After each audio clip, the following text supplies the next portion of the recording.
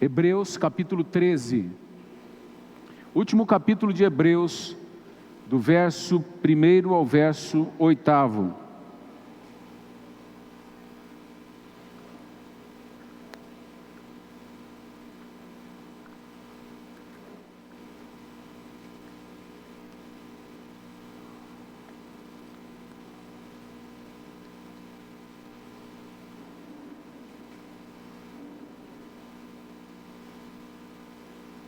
Procure ajudar as pessoas que não estão conseguindo abrir. Você que tem mais facilidade, ajude com a palavra de Deus para aqueles que não têm a palavra de Deus nas mãos. Compartilhe a leitura do texto da palavra. Vocês que estão aí em família, tem 2, 3, da mesma família com 3 Bíblias, compartilhe. E gostaria de pedir a vocês que leem no celular. A leitura da Bíblia no aplicativo, ela é muito interessante. É um ganho que nós tivemos como povo de Deus, e nós podemos usar bastante isto. Em alguns lugares, quando vimos para a casa de Deus, vamos trazer o livro. Amém? Quando você lê na sua casa, leia o livro. Isso tem um efeito diferente. Porque a nossa cabeça, ela costuma fazer associações.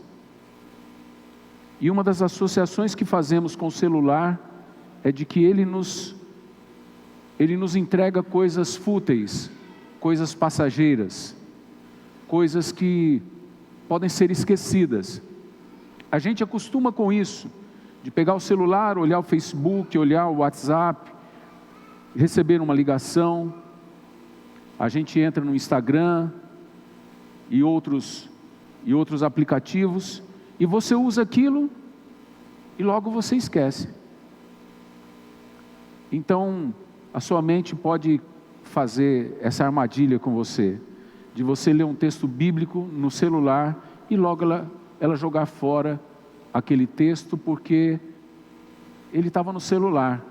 Isso é inconsciente. Então eu oriento você a pegar o livro. E é interessante que com toda a modernidade, quando você lê em Apocalipse, a palavra de Deus, lá não tem aplicativos, lá tem livros.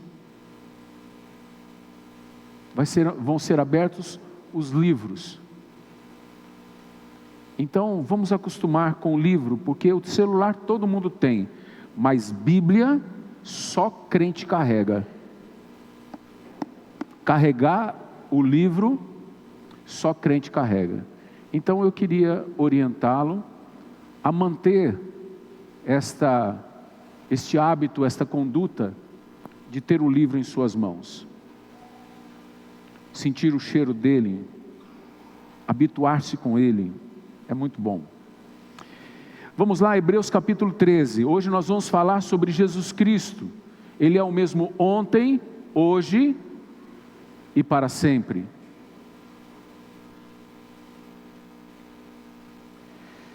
Seja constante o amor fraternal, não se esqueçam da hospitalidade, foi praticando-a que, sem o saber, alguns acolheram anjos. Lembrem-se dos que estão na prisão, como se aprisionado com eles, dos que estão sendo maltratados, como se vocês mesmos estivessem sendo maltratados. O casamento deve ser honrado por todos, o leito conjugal conservado puro, pois Deus julgará os imorais e os adúlteros. Conservem-se livres do amor ao dinheiro e contentem-se com o que vocês têm, porque Deus mesmo disse: nunca o deixarei, nunca o abandonarei. Podemos, pois, dizer com confiança: o Senhor é o meu ajudador, não temerei. O que pode me fazer o homem? Lembrem-se dos seus líderes que lhes falaram a palavra de Deus. Observem bem o resultado da sua vida que tiveram e imitem a sua fé. Jesus Cristo é o mesmo, ontem, hoje e para sempre. Amém? Feche os teus olhos por um momento. Querido Deus, eu quero pedir ao Senhor que o Senhor fale aos nossos corações. São tantas, Pai, histórias que aqui tem, cada um com sua história, com as suas lutas, com os seus sonhos, com as suas expectativas, com os seus sentimentos, alguns bons, outros ruins, mas todo mundo os tem. E sabemos que só o Senhor pode alcançar a alma do homem. Só o Senhor pode tocar. Pregador nenhum pode. Pregador pode, Senhor, entusiasmar, pode mexer com as emoções de uma pessoa, mas tocar no espírito dela, Senhor, falar ao espírito da pessoa, causar uma transformação de vida, somente o teu espírito pode fazer. Somente o teu espírito tem a capacidade, o poder de fazer este milagre, transformar uma pessoa. Por isso nós pedimos ao Senhor, que o Senhor, por tua infinita graça e bondade, o Senhor olhe cada um que aqui está, e o Senhor dê a graça de podermos ouvir, compreender, e podemos nos converter à tua palavra. E a mim, Senhor, que vou falar, que o Senhor me dê a graça de poder ser usado pelo Senhor e aprovado naquilo que eu falar. Eu peço a tua bênção sobre todos nós, sobre toda a tua igreja aqui, sobre aqueles que compartilharão desta palavra através dos aplicativos, através da internet e através também das reuniões das cordas. Que o Senhor seja com todos nós, nos abençoando e nos dando do teu olhar, da tua compaixão, da tua direção, no nome de Jesus. Amém? Amém, igreja? Você deve dizer amém, sabia? Porque o que a gente liga na terra é ligado no céu. Quando há concordância aqui, o Senhor fala, eles concordam. Por isso, isso é princípio bíblico. Que 2 ou mais de vós concordarem na terra, isso será feito no céu. É óbvio que Deus está falando de coisas que são da vontade de Deus. Não está falando de concordarmos aqui, vamos fazer um assalto no Banco do Brasil esta noite, e Deus fala, beleza, vou mandar anjos para proteger vocês. Não, não é assim que funciona. Deus não vai abençoar nada que não seja ligado à pessoa dele. Mas quando concordamos sobre algo que Deus tem no coração, Ele providencia os meios para que aquilo chegue a nós. Ele sabe como fazer. A gente é um emaranhado de problemas, mas Deus sabe como trazer a bênção para nós. Quando a gente lê um versículo desse, o versículo 8, Jesus Cristo é o mesmo ontem, hoje e para sempre, eu normalmente vejo as pessoas usando esse versículo para dizer que Jesus é bom, que Ele continua sendo bom e sempre será bom, que Jesus é misericordioso, que Ele continua sendo misericordioso e Ele vai ser misericordioso sempre. Eu vejo as pessoas pegarem esse versículo para falarem a respeito dos atributos de Deus, a sua onisciência, onipresença, onipotência. Ele é o mesmo, ele foi poderoso lá, Ele é poderoso aqui, Ele sempre será poderoso, Ele sempre viu tudo, Ele vê tudo hoje e Ele verá amanhã. As pessoas usam isso, às vezes a bel prazer, para confirmar coisas que elas desejam, como se Jesus fosse um Papai Noel gospel, né? Ele vai me dar presentes, porque Ele sempre abençoou, Ele está abençoando hoje e vai sempre me abençoar. Ele sempre cuidou, Ele cuida e Ele cuidará. Jesus é o mesmo ontem, hoje e o será para sempre. Mas Deus não tem concordância com o pecado. E Deus não tem concordância com nada do que não é dele. A gente precisa entender isso. Por mais boa intenção que eu tenha, de nada valerá se aquilo que eu estou fazendo, falando ou desejando não estiver em sintonia com Deus, não estiver nos planos dele.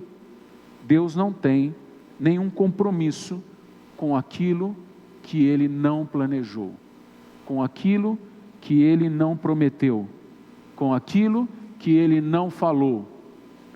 Então é importante que a gente aprenda isso. E esse texto é um texto em especial, é um texto que nos mostra isso.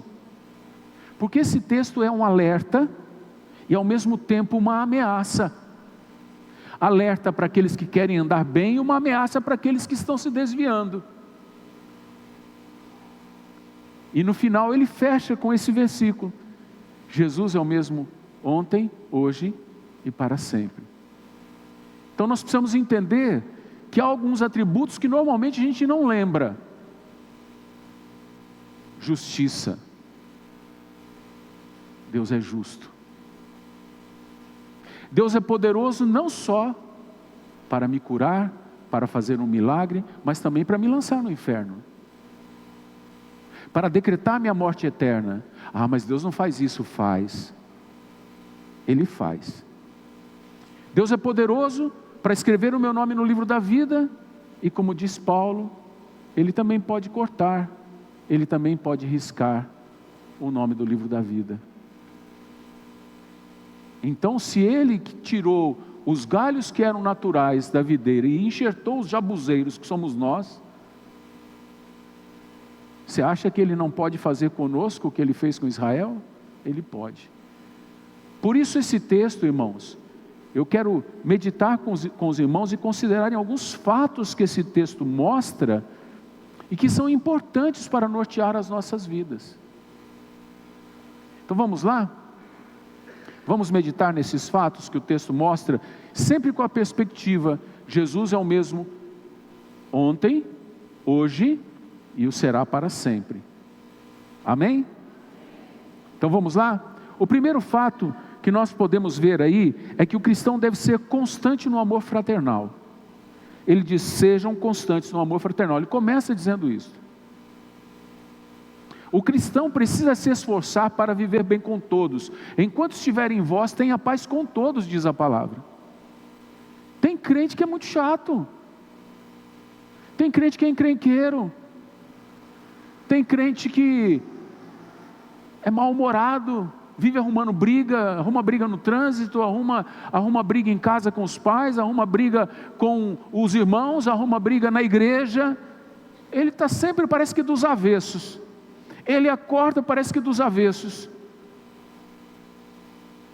Deus está falando aqui: olha, porque eu sou o mesmo ontem, hoje e serei para sempre, mantenham constante o amor fraternal. Amor fraternal aqui é o amor filia, ou filéu, é o amor amizade, esse amor camaradagem.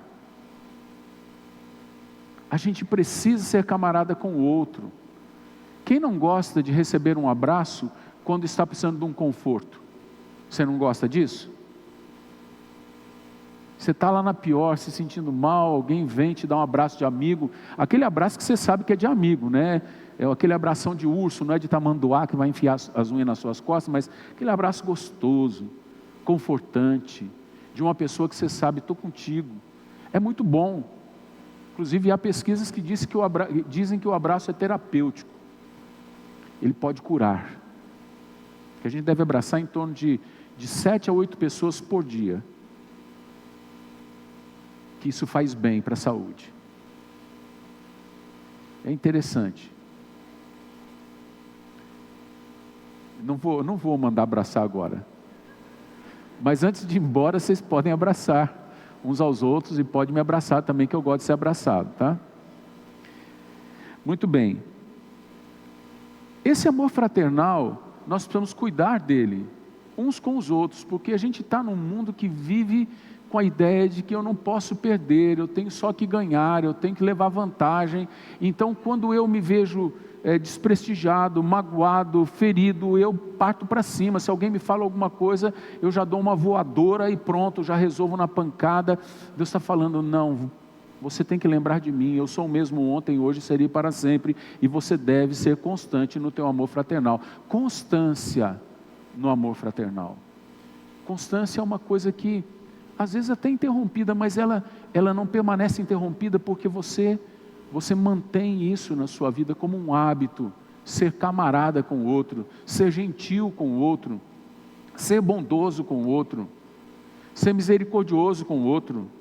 compassivo, é tudo que nós gostamos que Deus seja com a gente, não é? Então você também tem que ser com as outras pessoas. O segundo fato que nós devemos observar é que a hospitalidade é uma porta de entrada para anjos na nossa casa. É interessante que ele coloca, o escritor de Hebreus, ele coloca: não se esqueçam da hospitalidade, foi praticando-a que, sem o saber, alguns acolheram anjos.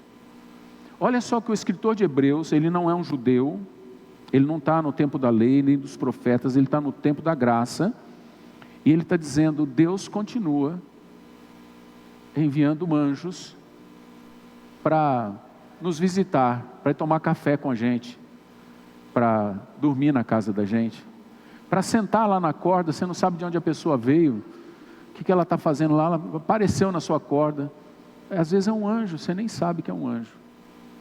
Uma coisa interessante isso, porque isso é um privilégio, a palavra fala disso como um privilégio, porque eu sou o mesmo ontem, hoje e eu serei para sempre. Jesus dizendo: vocês devem abrir as portas das suas casas. O diabo quer que a gente feche. Eu já vi gente dizendo: eu não vou ter corda na minha casa porque as pessoas podem entrar e roubar as coisas. E já aconteceu de pessoas entrarem na casa de irmãos e roubarem as coisas, de ir lá na corda, porque entra anjo, entra anjo de Deus e entra anjo também caído, né? Anjo do capeta, né? Entra uns anjos meio desaprumados, né? A gente precisa ter discernimento, mas a palavra está nos ensinando. Que privilégio maravilhoso manter a porta da casa da gente aberta. A verdade é que as ruas, os bairros estão com as casas todas fechadas, e as casas dos crentes também estão fechadas.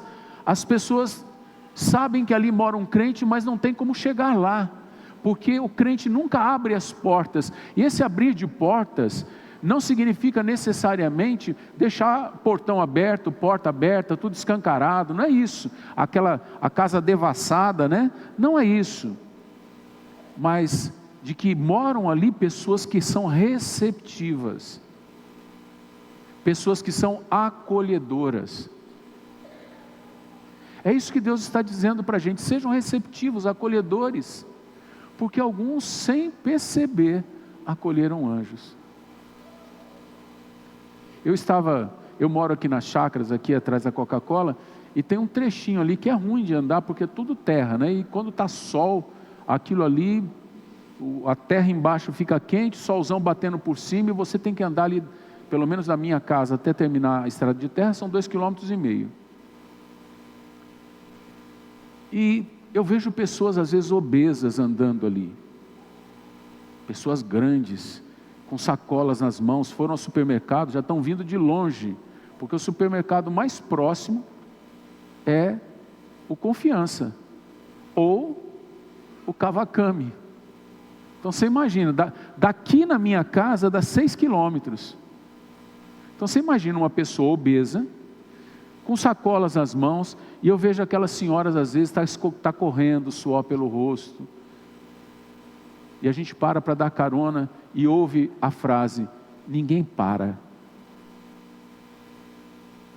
E um dia, foi muito engraçado essa história, eu estava vindo para a igreja, e eu vi um grupo de senhoras, elas eram umas 4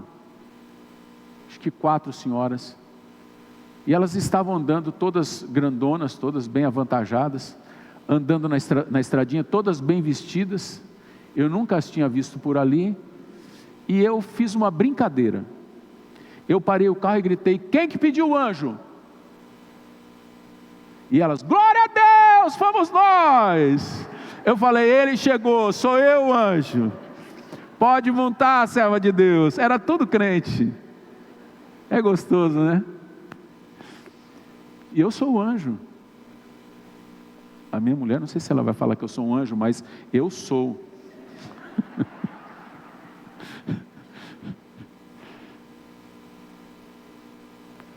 muito legal isso aí, irmãos, é muito, muito da hora, né? As pessoas, tem muitas histórias dessas de estrada. Hoje tem gente na nossa celebração das chácaras que ouviram a palavra de Deus no caminho ali. Me lembro de um rapaz, não sei nem se ele está aqui, porque ele vem, quando vem todo mundo das chácaras para cá, ele vem. Eu estou olhando aqui, o pessoal da chácara costuma ficar mais para cá, né? Não estou vendo ele hoje aqui. Mas eu lembro que ele pegou uma carona comigo e eu comecei a falar de Deus para ele. E ele falava para mim: rapaz, estou sentindo a presença de Deus, está me arrepiando inteiro. O que você tem? O que acontece quando você fala? Quem que você é? Aí eu falei: eu sou um servo de Jesus. Ele falou: agora eu estou entendendo. Eu estava precisando ouvir essas coisas. Aí levei ele na casa dele. Aí ele fez questão de chamar a mãe dele para eu conhecê-la. Aí conheci a mãe dele. E a mãe dele também está na nossa, lá na nossa celebração da chácara. E esses tempos atrás eu dei carona para um outro irmão dele, eu não sabia. Sentou no carro, começamos a conversar e batemos papo. Ele disse quem ele era, falei de Deus para ele. São aquelas palavras rápidas que a gente fala, como é bom servir a Deus, como é bom seguir Jesus Cristo.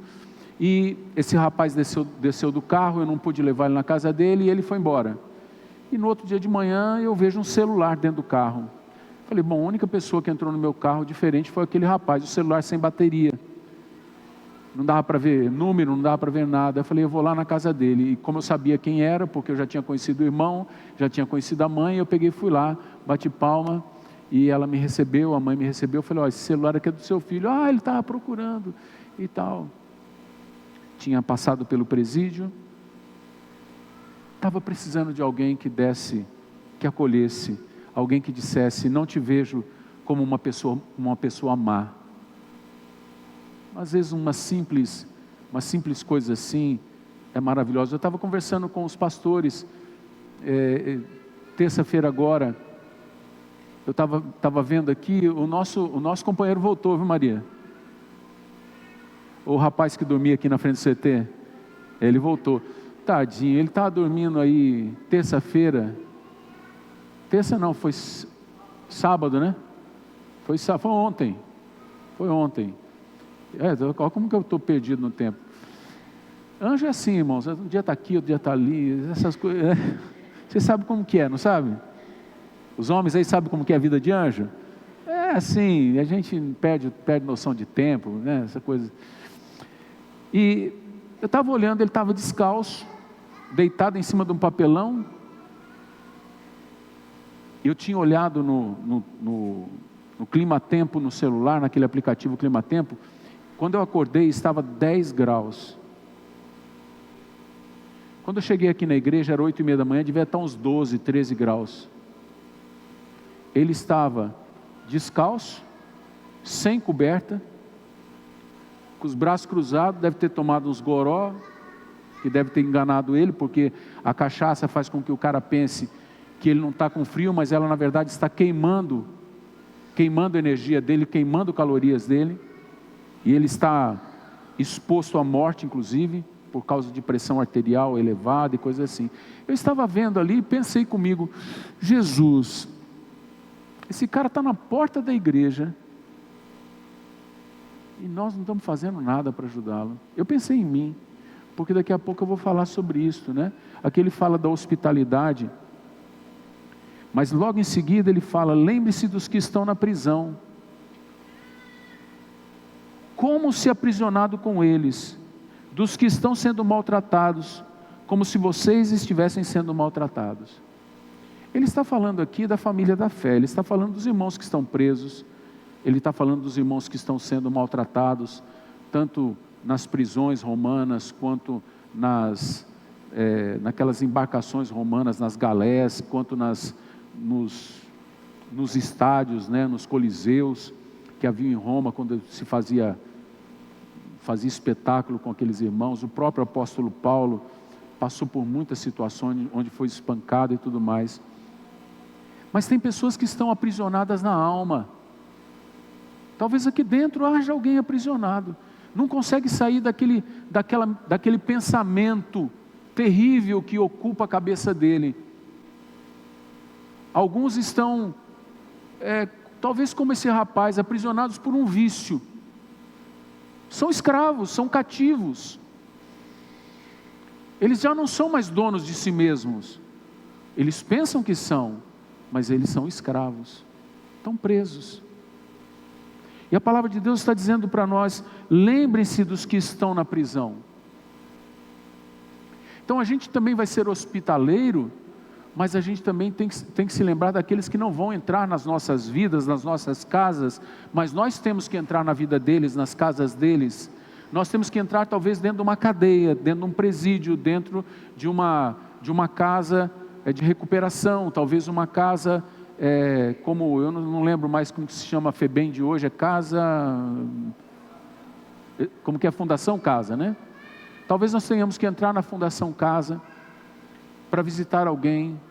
Quem sabe Deus levanta alguém aqui, que vai ter de Deus, o chamado de ser um pregador em prisões, de ter um trabalho com vários chamados aqui, para pregarmos nos presídios, nas cadeias, sejam elas masculinas, femininas, porque para isso precisa ser chamado, não é para qualquer um não, precisa de um chamado específico. Mas independentemente de irmos lá onde eles estão presos, tem muita gente presa dentro de mansões, tem gente presa dentro de barracos, tem gente presa dentro da alma, carregando grilhões, sofrendo.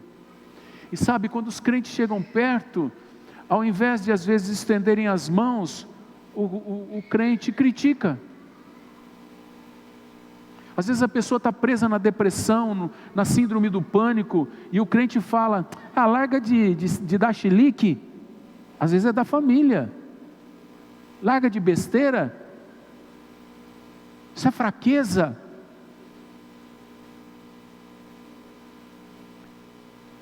Muitas vezes está no vício da bebida, no vício do cigarro, no vício das drogas, e a gente pensa que essa pessoa pode se livrar sozinho. Alguns recebem essa graça, outros precisam de ajuda, de mãos estendidas, porque a droga domina a vida da pessoa, a cachaça domina a vida da pessoa. Depois que eu ouvi um irmão dizer aqui, que ele falou assim: pastor, o senhor não sabe, o senhor nunca bebeu, o senhor não sabe o que é ser um alcoólatra. Você fica um tempo sem beber, e quando você volta a beber, parece mel na boca. Eu falei: não sei, nem quero saber. Mas é terrível. Se Deus te levantou, porque temos tantas experiências, foram contadas tantas experiências aqui, e Deus nos levantou de tantos lugares, de tantas prisões fomos tirados. Por que nós não podemos continuar libertando outros? Então seja hospitaleiro, mas também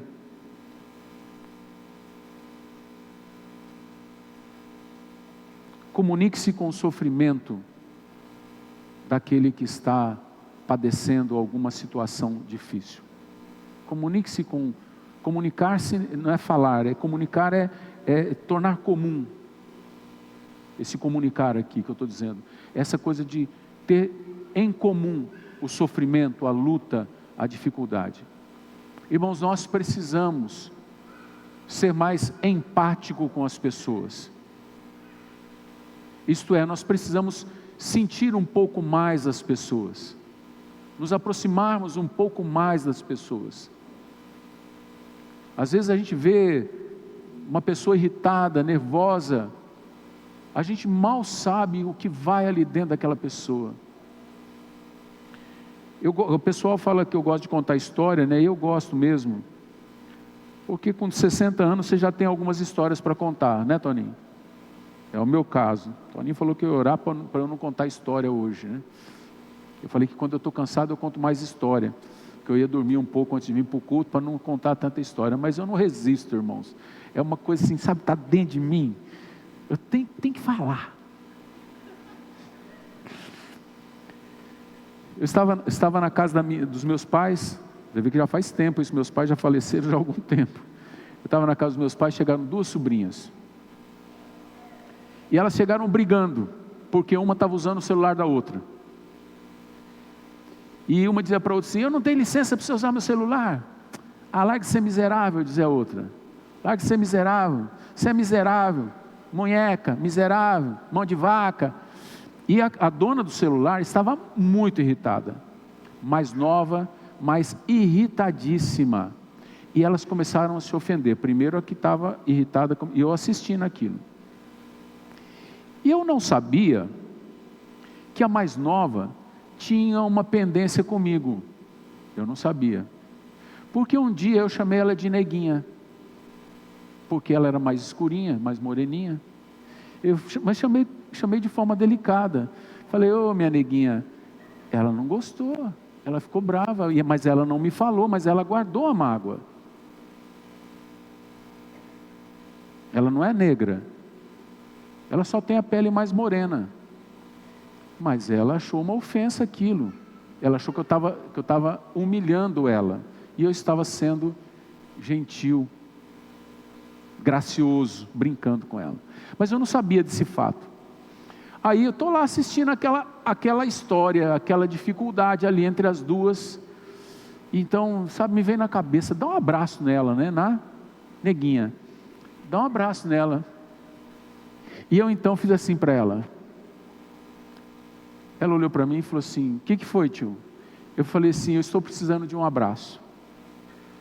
Ela falou: eu não quero abraçar ninguém. Eu falei: mas eu estou precisando do teu abraço. Ela falou: mas eu não estou a fim de abraçar. Eu falei: mas eu estou. E quando eu estou, vocês já perceberam, né? Eu quero, né? E aí eu insisti naquilo.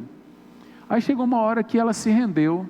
Falei: fica em pé. Ela ficou em pé. Falei: abre os braços. Ela abriu os braços, eu agarrei ela por baixo dos braços e segurei com toda a minha força. Coloquei as mãos nas costas delas e segurei.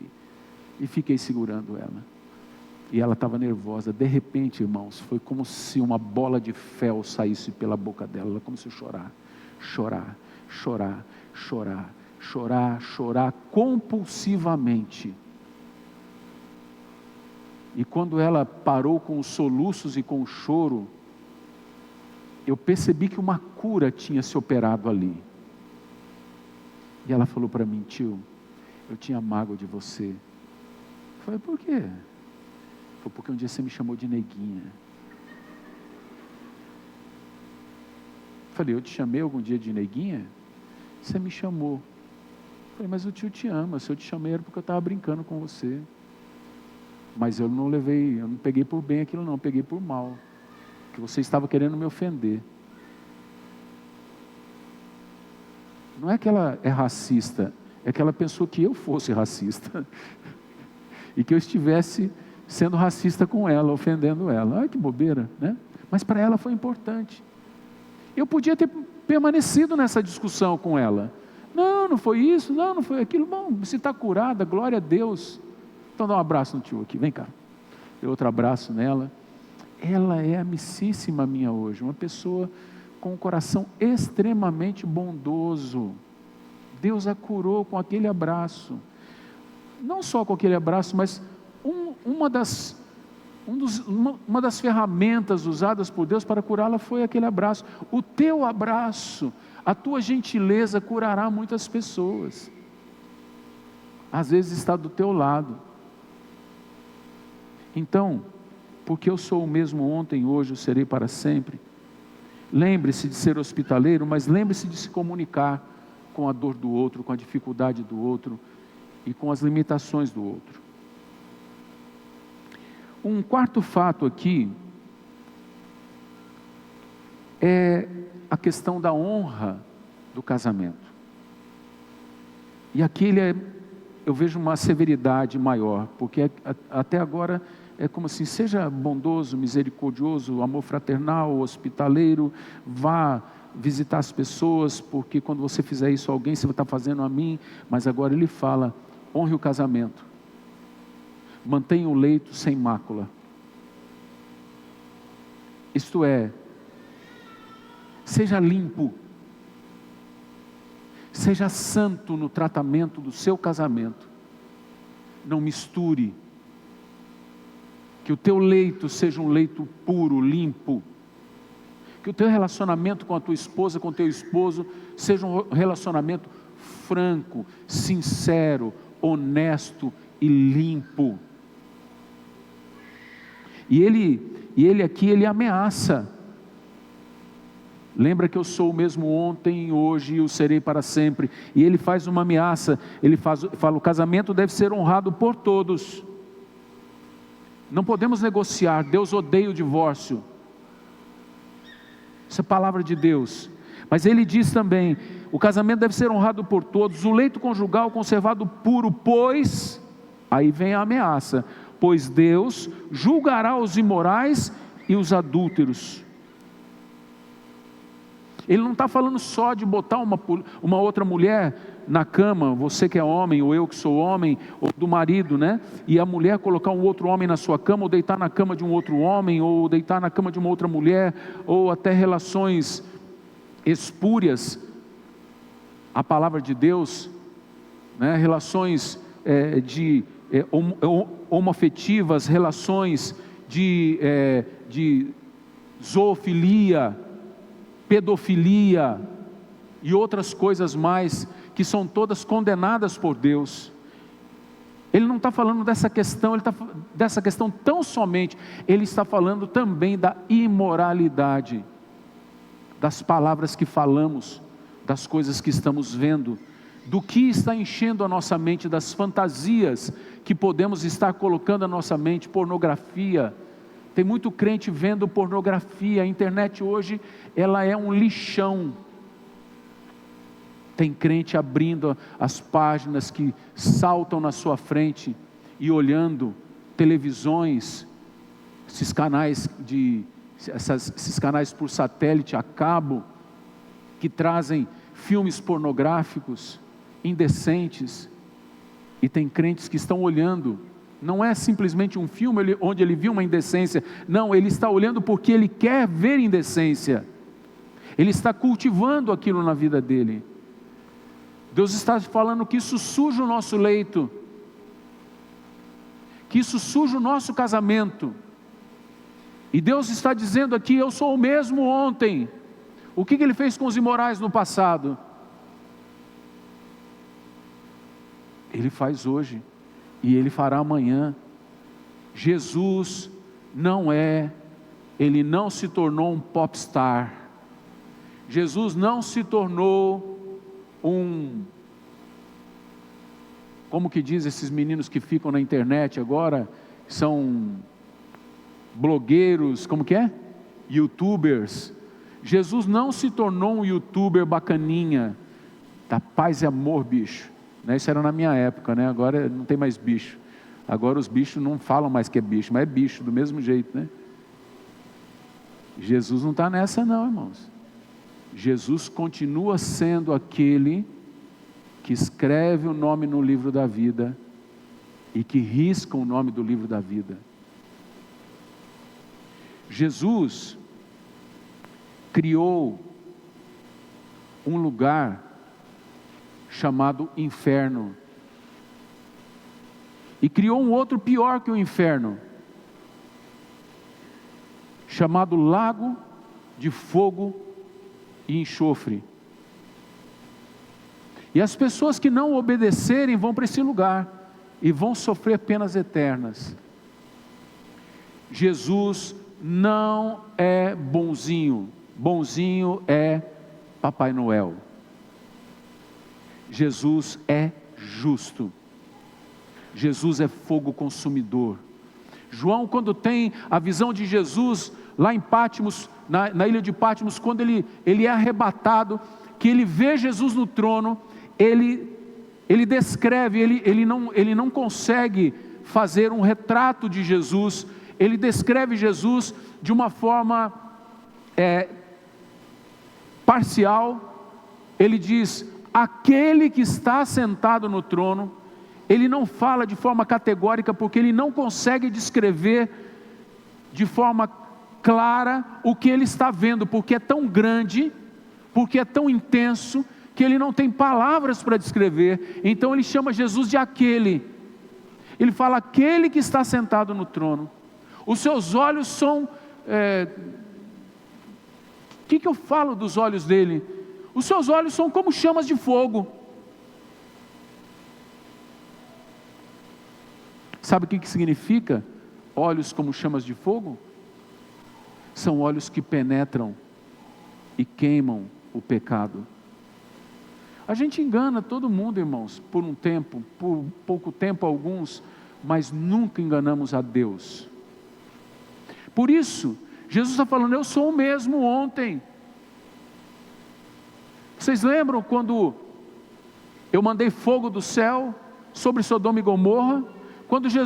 Quando João me viu na visão de Pátimos, João viu o homem que tem os olhos como chamas de fogo, que lá no futuro vai mandar fogo sobre o falso profeta e sobre a besta, que lá no vale do Armagedon, ele vai mandar fogo sobre os exércitos das nações de Gog e Magog, que estarão reunidos contra o rei Jesus. É o mesmo Deus, é o mesmo Deus que se ira. Se você não quer Deus irado contra você, se você não quer Deus, se você não quer ser tido como inimigo de Deus, lembre-se de andar com retidão. Essa é uma das coisas. Então ele fala, ó, teu casamento, a tua vida, você que é solteiro, a sua vida, como você está vivendo a sua vida? Deus está olhando para você.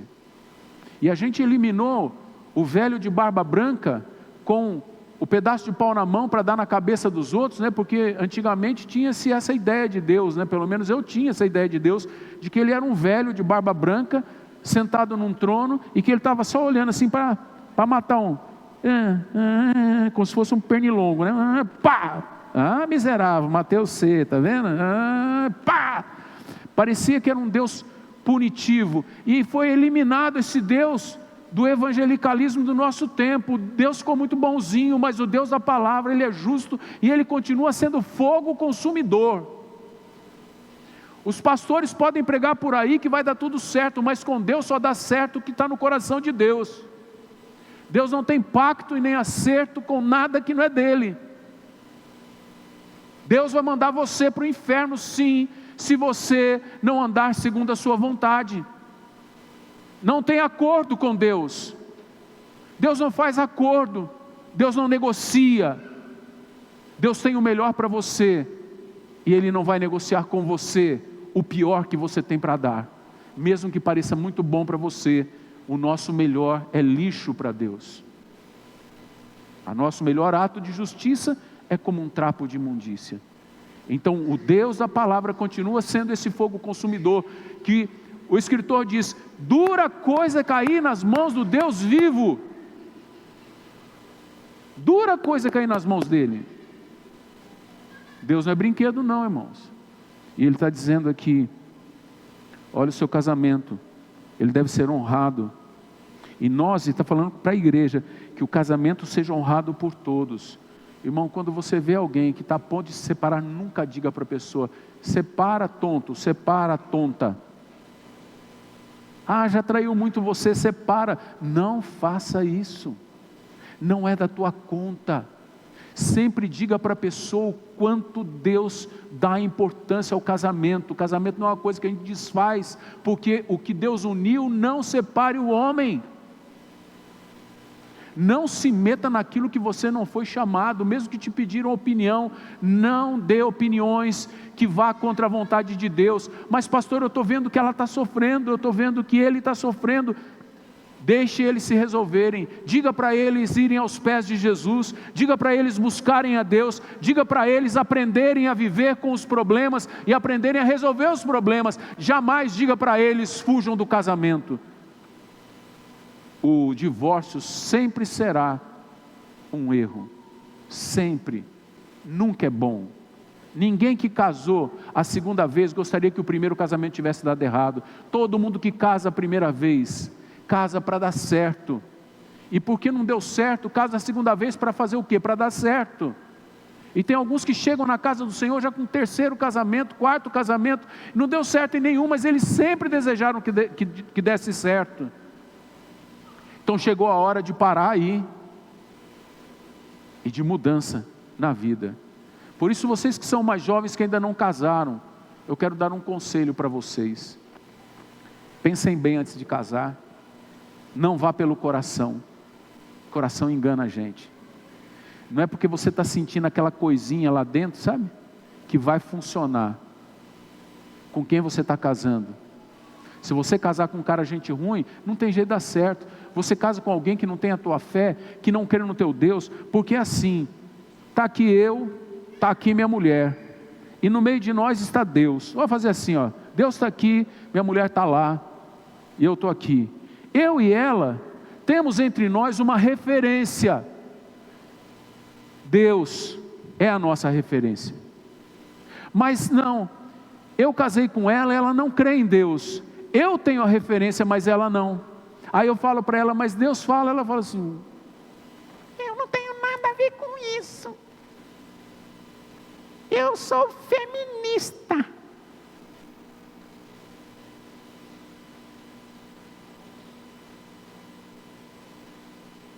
Eu quero falar uma coisa aqui para as mulheres crentes. Mulher que é feminista não é crente. O movimento feminista nasceu no inferno. Ele não está na palavra.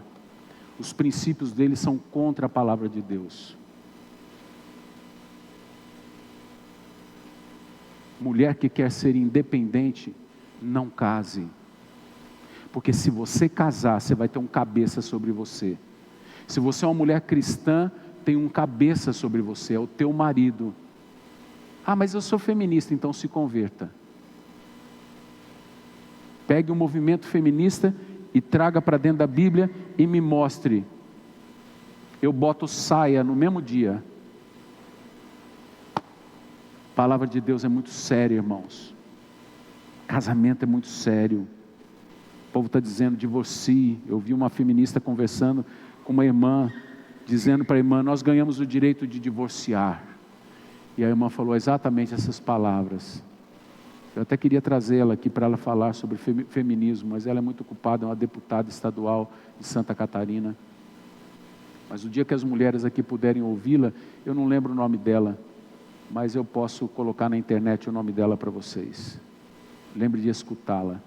E ela falou, e a mulher disse para ela, né, a moça disse para ela, mas você já é divorciada? Ela falou, esta é a mancha que eu tenho na minha biografia. Ela falou, por quê? Você não ganhou o direito de divorciar? Não. Ela falou, não, eu ganhei o direito de casar. Divorciar foi um erro. Nunca foi bom. É um erro. É uma saída que não é boa. Então, amados, nós temos que honrar o casamento. Amém ou não amém, amados? Nós não podemos negociar isso de jeito nenhum. Casamento é algo honrado.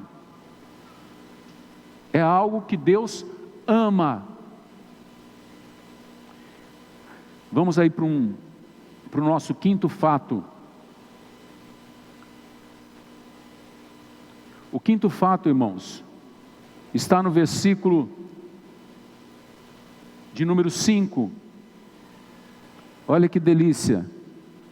Conservem-se livres do amor ao dinheiro e contentem-se com o que vocês têm, porque Deus mesmo disse, nunca o deixarei, nunca o abandonarei. Podemos, pois, dizer com confiança, o Senhor é o meu ajudador, não temerei o que pode me fazer o homem. Então, amados, outra coisa importante, e aqui é muito importante, o que está destruindo as famílias nos nossos tempos? Tem uma coisa básica, uma coisinha basiquinha, que está destruindo as famílias. Sabe o que é? Nós não temos mais tempo. Nosso tempo está sempre ocupado, sabe por quê? Porque nós vivemos uma sociedade consumista, e nós fomos bombardeados pela mídia, não pelos repórteres e tal, mas fomos bombardeados pela mídia, pela propaganda na mídia, fomos bombardeados de que nós precisamos comprar e comprar e comprar e comprar e comprar. Então a pessoa compra uma televisão, depois ela tem que comprar uma televisão de plasma, depois ela tem que comprar uma televisão de não sei o que lá, depois ela tem que comprar uma televisão com não sei o que, e ela já tem 4, 5 televisões que ela jogou fora. E ela, quanto dinheiro, se ela fizer as contas de quanto que ela gastou aqui, Por isso que ela continua sendo uma pessoa que nunca consegue juntar dinheiro, nunca consegue prosperar, nunca consegue fazer um investimento, está sempre gastando naquilo que não precisa. Ela virou uma consumista.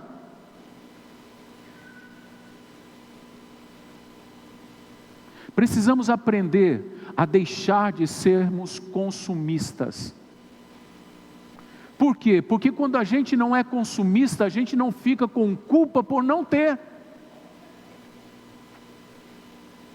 A gente não fica com culpa porque não comprou um carro melhor. A gente não fica com culpa porque o vizinho tem uma coisa que eu não tenho. A gente não fica invejando ninguém. Isso é muito importante para a nossa saúde familiar, para a nossa saúde mental. Tem gente que não para, a cabeça não para, está sempre trabalhando. Por quê? Porque nunca está contente. Eu vou te contar um segredo, você que trabalha demais e tem percebido que nunca traz contentamento, eu vou te contar um segredo.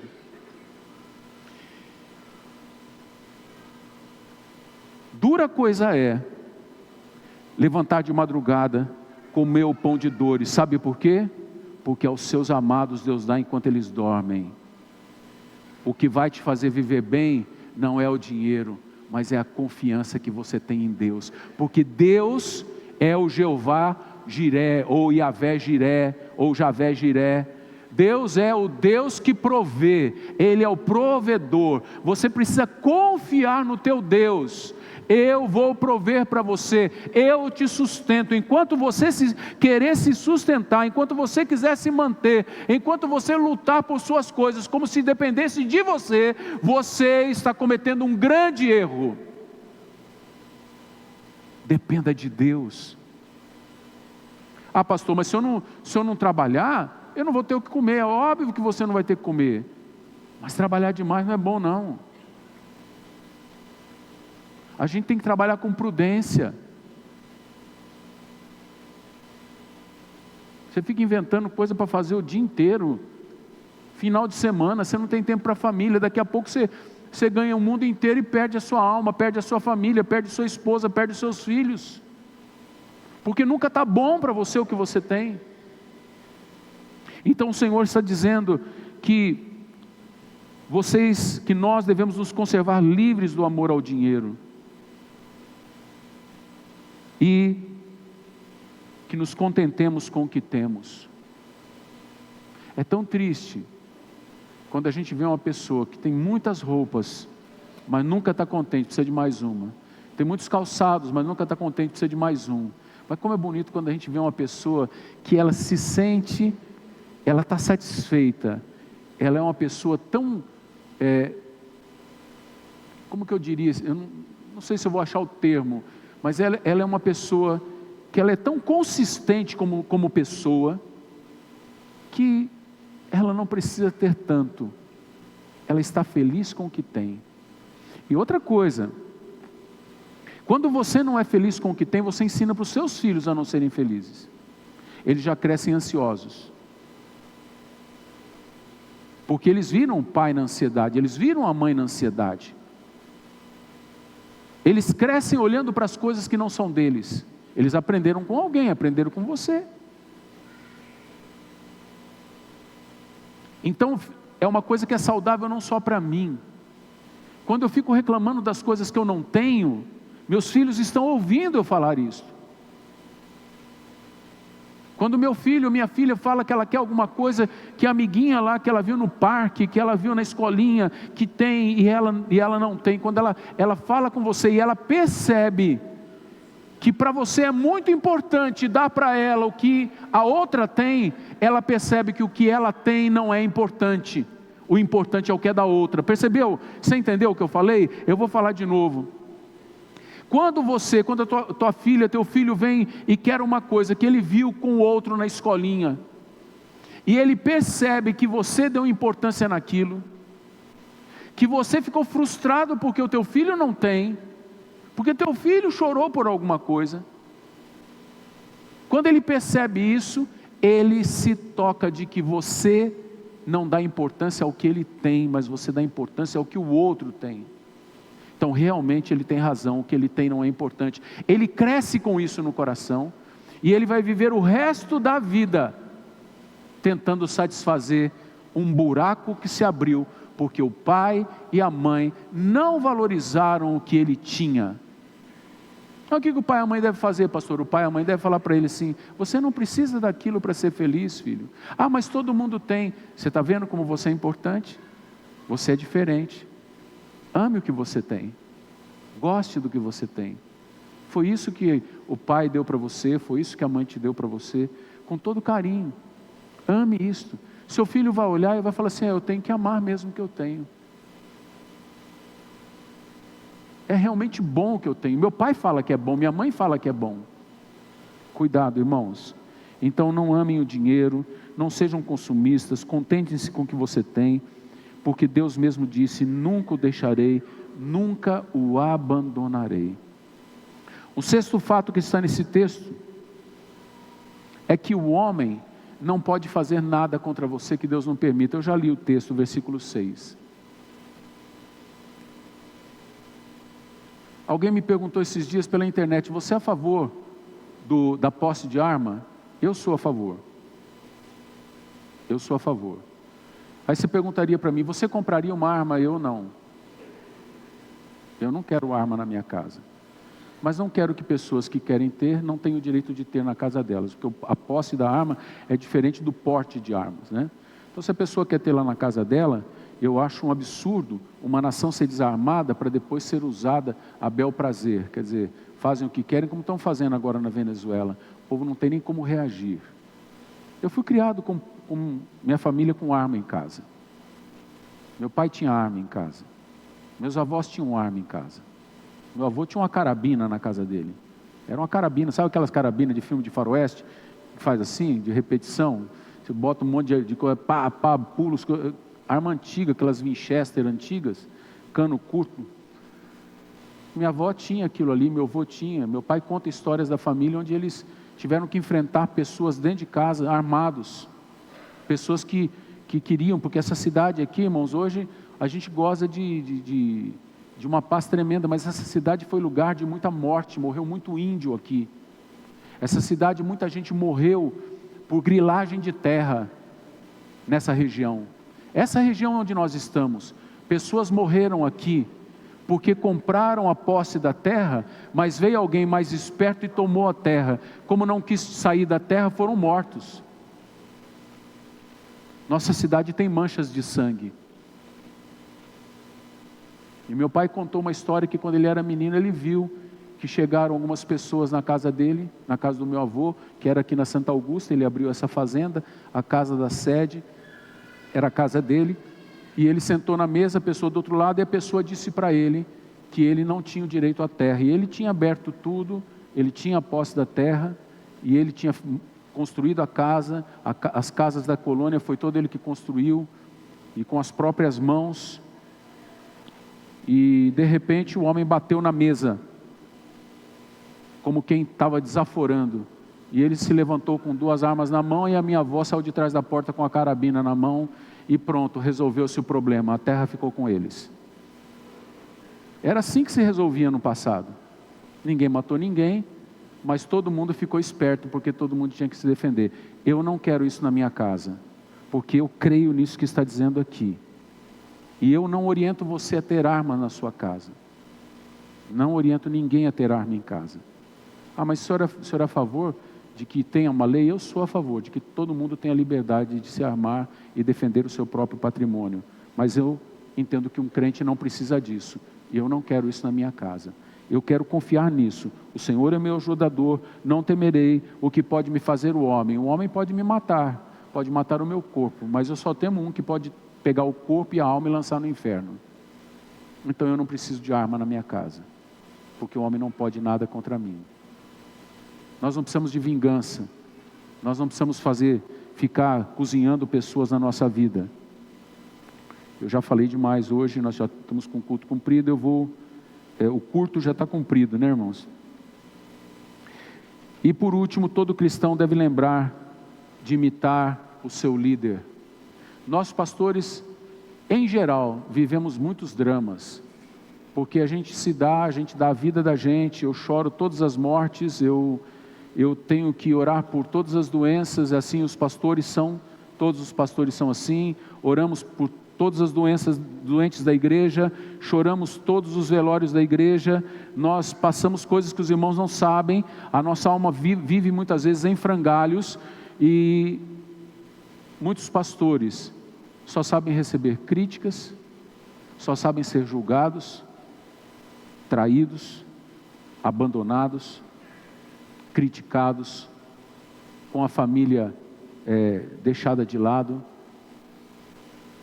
Muitos pastores têm abandonado o ministério, porque não suportam tanta coisa ruim que vem daquele povo que se diz igreja, quem faz isso com o pastor não é igreja, precisa se converter, não é?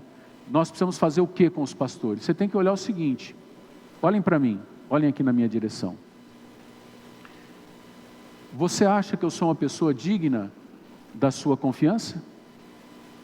Você acha que o que eu prego eu vivo? Então me imite. Você acha que eu sou uma farsa? Não fique debaixo da minha autoridade, vá embora. Sabe por quê? Porque se você fica debaixo da autoridade de um homem que não é de Deus, você está debaixo de uma autoridade mentirosa, fraudulenta, e você está sabendo que ele não é de Deus, você está compactuando com o erro dele. Então, se você tem visto isso em mim, erro, não fique me criticando. Procure um pastor que você confie nele, um pastor que você conheça a vida dele. Aqui temos outros pastores, temos aqui o pastor Wilson, o pastor Lívio, o pastor Guedes, o pastor Boque. Vocês olham para as nossas vidas e vocês veem uma vida digna, então imitem. Então imitem. Imitem como a gente age, imitem como a gente fala, imitem a nossa fé, imitem a nossa conduta moral, imitem a nossa conduta ética, imitem os nossos casamentos. Nos imitem. Agora não, pastor é gente ruim, procure outro pastor, porque você vai estar compactuando com o erro. Por isso que ele diz aqui na palavra, eu sou o mesmo ontem, hoje eu serei para sempre. Você tem líderes, então eles estão pregando a palavra de Deus para você. Verso 7, observe o resultado da sua vida, da vida que tiveram. Olhe para o resultado da minha vida. De alguns daqui eu sou pastor já há mais de 30 anos. Olha o resultado da minha vida, quantas coisas eu passei, e eu estou aqui. Imite, porque você vai estar em pé, mesmo depois de passar pelas tempestades. O Senhor estará com você. Se Ele está comigo, por que Ele não está com você? Ele vai estar com você. Então o Senhor nos traz essa palavra e por fim Ele termina. Jesus Cristo é o mesmo, ontem, hoje e será para sempre. O teu Deus é o mesmo. Você vê como que você pode ser despojado, como que você pode ser dadivoso, mas ao mesmo tempo quanto você tem que ser honrado, e o quanto você tem que aprender da palavra. Por que nós vamos fazer isto? Por que seremos dadivosos? Por que seremos bondosos, generosos? Por que teremos uma vida honrada? Por que é que nós vamos imitar os nossos líderes? Porque Jesus é o mesmo ontem, hoje e o será para sempre. É por causa de Jesus. Amém? Lembra do marido e da mulher? Quem que está no meio? A referência. Vamos nos dar bem em amor. Ela lá é crente também. Ela fala de lá, sim, bem. Por quê? Porque Jesus pensa diferente de mim e dela. Jesus tem algo melhor para nós dois. Ele é o mesmo ontem, hoje e o será para sempre. Não brinque com Deus. Deus é fogo consumidor. Ouça a palavra e coloque ela em prática. Vocês mulheres que foram ao odres, o odres não é mágico. O odres não é mágico. As pessoas, eu fico impressionado que algumas pessoas, elas chegam e elas falam com toda honestidade, elas chegam do odres, em outros encontros elas falam, minha vida mudou. Não, sua vida começou a mudar. Se você quer que sua vida mude mesmo, coloque em prática aquilo que você ouviu lá no odres, coloque em prática aquilo que você ouviu na palavra. Não existe mudança na vida de uma pessoa sem que haja constância para ver mudança de hábitos, de comportamentos.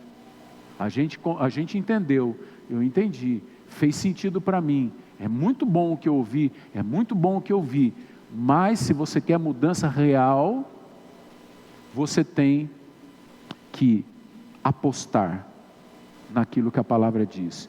Eu vou dar uma palavra mais bíblica para isso. Você tem que ter fé naquilo que a palavra diz. Você tem que se lançar naquilo que a palavra diz. Senão o resultado vai ser sempre tacanha, sempre pequeno. Aí você tem que ir no outro encontro para sentir a mesma coisa. Porque você percebeu, aqui eu estou falando com vocês, mas aqui quem que já foi em odres aqui? De homem ou de mulher? Quem já foi? Levanta a mão. Quem já foi? Então, ó, você vê que eu estou falando com praticamente toda a igreja aqui. Alguns não foram, né? Você percebeu uma coisa lá no odres? Várias pessoas estavam lá para te ajudar. Pessoas pregaram, pessoas oraram por você, pessoas te ajudaram nos vários acontecimentos que houve ali dentro, certo? E agora? Agora você está sozinha. Certo? Agora você tem toda essa família. Então o que você vai fazer? Mas não está presente. O que você vai fazer? Você vai para uma corda, assim como os outros que não vão em cordas, vão para as cordas. Faça vínculos. Seja constante no amor fraternal. Faça vínculos. Para que você possa pegar o telefone. Eu ainda faço o gesto antigo ainda, né? Pegar o telefone, né? Você possa pegar o telefone e ligar para uma pessoa e dizer, olha, eu não estou bem, ora comigo. Porque olha, uma coisa que a gente precisa aprender, parece que a gente não entendeu ainda, crente não tem bola de cristal, pastor não tem bola de cristal, a gente não é cartomante. A Bíblia diz, comuniquem as suas necessidades uns aos outros. Se a gente não comunicar as nossas necessidades, como que a outra pessoa vai saber? Então aí você fica lá, mas ninguém liga para mim, a igreja não se importa comigo. Se importa, é só você dizer. Saia desse mundinho seu, venha para fora e diga, eu preciso de ajuda, ore comigo. Então faça vínculos, vão para as cordas e façam vínculos. Vínculos com pessoas que podem fazer você crescer, porque tem gente que também está aqui dentro que só Jesus na cláusula do cara, né? Eu vou ser honesto com vocês, tem gente que vocês precisam tomar cuidado, porque ainda estão em crescimento, alguns não nasceram de novo, outros ainda estão meio perdidão, mas tem os caras que nota 10, tem as mulheres aqui nota 1.000.000, que se você juntar com eles, com elas, vocês vão ter ajuda, pode ter certeza disso. Amém? Jesus Cristo é o mesmo? Opa! Acho que alguma coisa não saiu bem no final aí. Jesus Cristo é o mesmo?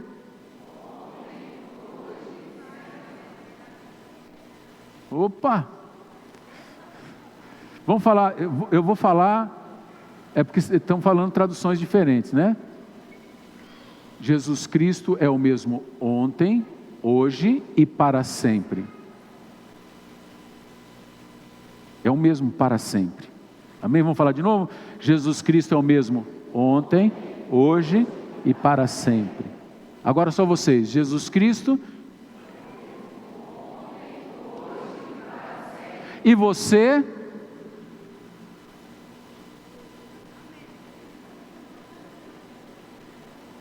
E você precisa andar com Ele. Hoje e para sempre. Constante em tudo que vimos aqui. Amém? Fique em pé. Cadê o pastor Guedes? Pastor Guedes. É o meu posto Ipiranga. O Bolsonaro tem o Paulo Guedes, eu tenho o pastor Guedes. Tem alguma coisa agora? Tá. Olha, quem não trouxe dízimo e oferta, vocês podem trazer, as salvas estão aqui. As malas de vocês estão aqui, ó, do lado aqui, entre essa parede e o estacionamento, tá? Se você sair por aquela porta ali, ou se você sair por fora, você entra ali, tem um portãozinho ali, você entra ali, sua mala está ali. Amém? Venham aqui à frente, vocês, venham aqui à frente. Isso, fique de frente para a igreja. Isso.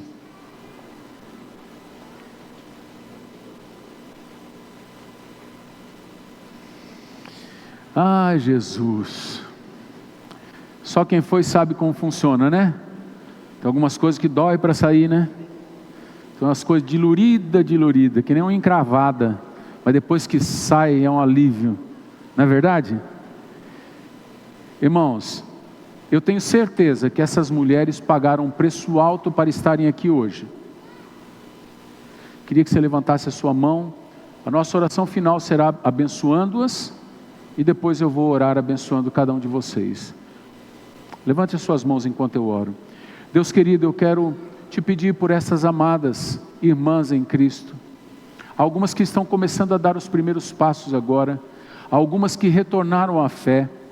Outras, Deus, que foram renovadas, restauradas, que estão fortalecidas.